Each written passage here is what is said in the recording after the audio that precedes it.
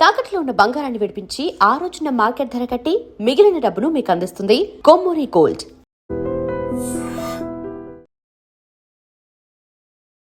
నమస్కారం, welcome to iDream media.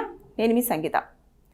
Delhi ఎయిర్పోర్ట్లో ఒక ప్రయాణికుడి బ్యాగులో అక్కడ ఎవరైతే సెక్యూరిటీ వాళ్ళు చెక్ చేసి ఉంటారో బ్యాగులలో ఒకరికి అస్థిపంజరం కనిపించడం జరిగింది.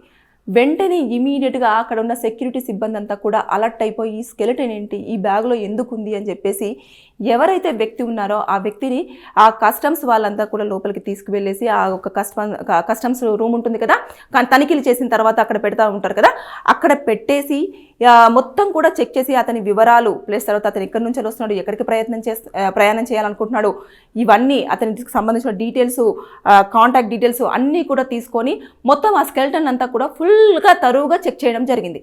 చెక్ చేసిన తర్వాత వారికి మామూలుగా తెలిసింది ఏంటంటే ఇది ఎవరైతే మెడికల్ స్టూడెంట్స్ ఉంటారో మెడికల్ స్టూడెంట్స్ ఏదైతే రీసెర్చ్ వర్క్ చేసుకుంటూ ఉంటారో దాంతోపాటు ఏదైతే కొంచెం శాంపిల్స్గా యూజ్ చేస్తూ ఉంటారు కదా, దాని ప్రకారంగా కనిపిస్తుంది ఇది వారు చేసే స్కెలిటన్ అయి ఉండొచ్చు అని చెప్పేసి ఒక అంచనాకు వచ్చారు.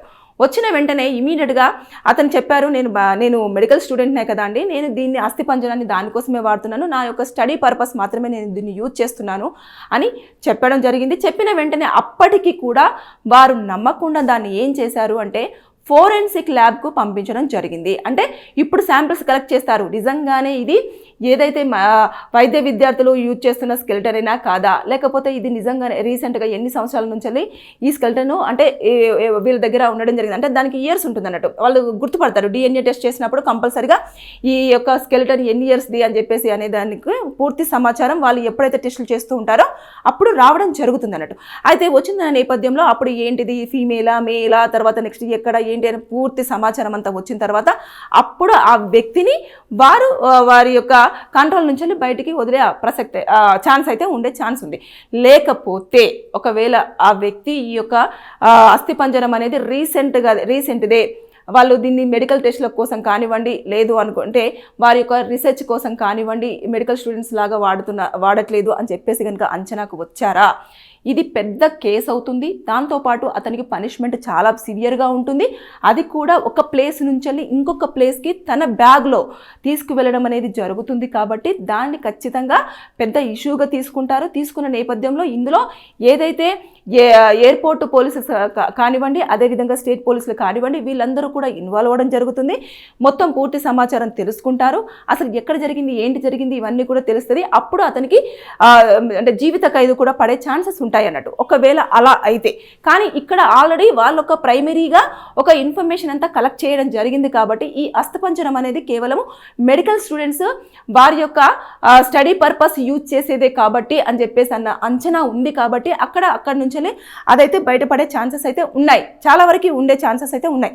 అయితే అక్కడ ప్రయాణికులు ఒక్కసారిగా అస్థిపంజరం సెక్యూరిటీ ఏం చేస్తారు, అది చెక్ చేస్తున్న సమయంలో కనిపించగానే తీసి ఇలా పెట్టంగానే పెద్ద పెద్ద కేకలు వేసి అక్కడి నుంచి వాళ్ళు చాలా షాక్కి గురవడం జరిగింది. దాంతో అక్కడ కొంచెం గందరగోళ వాతావరణం నెలకొంది. కాబట్టి అది కూడా కేసు కింద కన్సిడర్ జరుగుతుంది. అంటే అక్కడ ఎవరైనా కొంతమంది ఉంటారు కదా, ఓల్డ్ ఏజ్ వాళ్ళు కానివ్వండి, చిన్న పిల్లలు కానివ్వండి, అలా వాళ్ళకి డిస్టర్బెన్సెస్ జరిగి తర్వాత న్యూసెన్స్ లాగా ఫీల్ అయిపోయి, లేదు అనుకుంటే వాళ్ళు కొంచెం హార్ట్ స్ట్రోక్ ఉన్న వాళ్ళు కానివ్వండి, ఇలాంటి భయాందోళనకు గురిపోయి కొంచెం నర్వస్ అంటే కొంచెం నీరసంగించిపోయే వాళ్ళు ఉంటారు కదా, అలాంటి వాళ్ళు భయాందోళనకు గురైతే వాళ్ళు కూడా ఇక్కడ కస్టమ్స్ వాళ్ళు ఈ స్కెల్టన్ని ఎప్పుడైతే బయటకు తీశారో ఆ అస్థిపంజరాన్ని చూడంగానే మా వాళ్ళు ఇంత భయాందోళనకు గురయ్యారు, ఇలా జరిగింది అని చెప్పేసి కూడా కేసు ఫైల్ చేయడానికి ఉంటుంది. వారికి ఒక 2 months కానీ 3 months కానీ జైలు పెడతారు. తర్వాత నెక్స్ట్ అలాంటివి ఉంటుంది.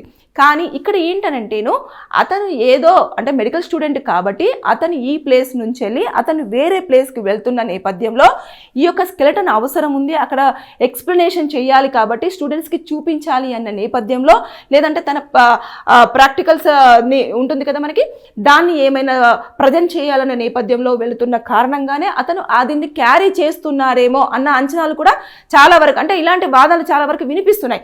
కానీ ఏది నిజము ఏది అబద్ధం అనేది మాత్రం ఇప్పటి వరకు ఒక అధికారుల నుంచి మాత్రం స్పష్టమైన ప్రకటన అయితే ఇప్పటివరకు రాలేదు. కానీ అక్కడ ఏదైతే ఢిల్లీలో ఈ యొక్క గందరగోళ వాతావరణం నెలకొన్నది కాబట్టి దీన్ని అయితే పోలీసులు ఎప్పటికప్పుడు క్లియర్ చేశారు.